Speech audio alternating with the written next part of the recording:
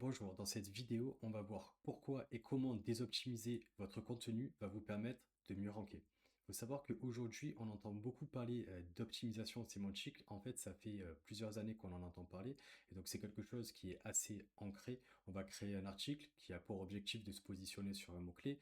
On va utiliser un outil d'optimisation sémantique pour essayer que d'un point de vue algorithmique, notre article corresponde aux attentes de Google.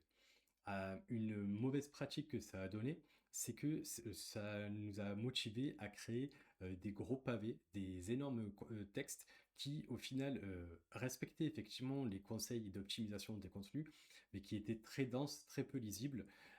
Et aujourd'hui, en fait, c'est une pratique qui reste, alors qu'on se rend compte que ça a des côtés néfastes. Encore une fois, ça a marché de manière brute comme ça, de mettre des pavés de contenu il y a des années. Aujourd'hui, il faut être beaucoup plus nuancé. Bien entendu, il faut continuer d'optimiser, mais pas de n'importe quelle façon. Parce que le problème, en fait, avec ce que j'appelle les pavés de contenu, c'est que ça va créer, en fait, des problèmes pour bien se positionner, parce que ça va diluer la compréhension qu'a le moteur de votre site. Parce que quand vous écrivez un contenu qui est très très long pour répondre à une intention, quand je dis intention, c'est ben, justement ce qu'attend la personne qui fait une recherche dans Google. Que votre contenu est très long. Déjà, ben, l'utilisateur n'aura pas forcément envie de le lire, mais le problème, c'est qu'en faisant ça, même si les scores sémantiques sont respectés, vous allez ajouter des mots et expressions sans le faire exprès, qui vont vous positionner sur tout un tas de requêtes. Donc, au début, vous allez être content parce que vous allez vous dire oui, je me positionne sur plein de mots-clés, dans la Google Search Console, ça augmente, etc.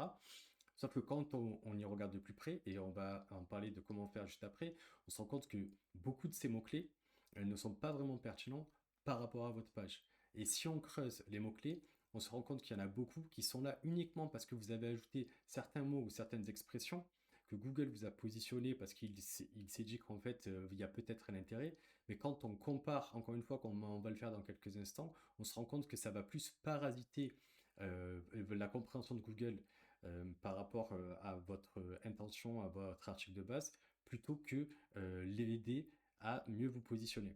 Et ça, en fait, on peut le nommer la dilution de l'intention.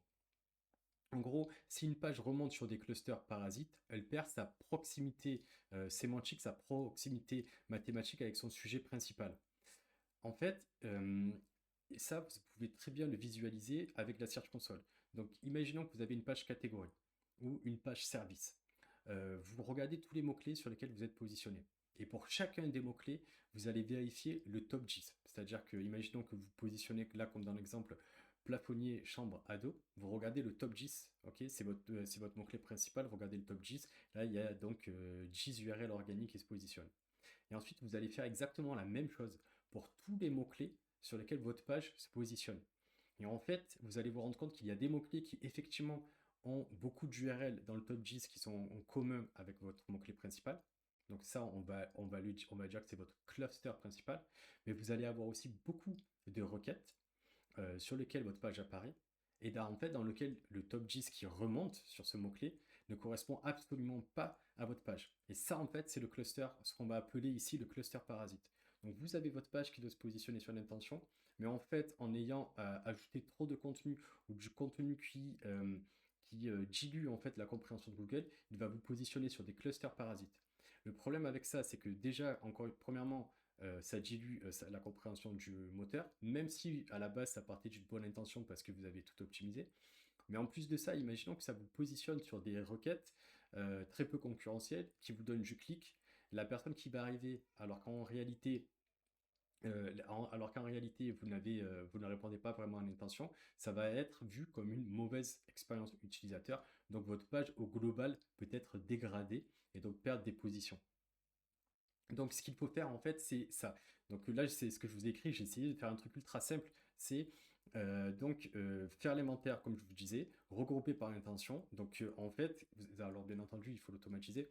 Euh, vous allez regarder donc tous les mots-clés, récupérer le top 10 et faire des catégories, des clusters. Chaque cluster qui ne correspond pas à votre mot-clé principal et au top 10, c'est un cluster parasite. Il va falloir identifier pourquoi il est là. Quels sont les mots ou expressions que vous avez ajoutés dans votre contenu qui vous ont positionné là. Parfois, en fait, ça peut même être des CTA, des call to action, où l'avez optimisé avec certains mots qui fait qu'en fait, ça va vous positionner sur des requêtes qui ne devraient pas être là. Et donc, en désoptimisant votre contenu, vous allez en fait supprimer votre positionnement sur tous ces clusters et tous ces requêtes qui sont parasites, mais en même temps, vous allez augmenter votre pertinence sur votre cluster et donc mot-clé principal. Donc, vous allez améliorer vos positions. C'est un travail qui est long, mais c'est quelque chose qu'on fait déjà naturellement et qui s'appelle du content pruning. On le fait généralement sur un site où on va aller identifier les pages qui, par exemple, nous donnent, ont très peu d'intérêt. Soit qu'elles sont plus indexées, soit qu'elles ont eu ni clic, ni visiteur, ni clic, ni impression, pardon.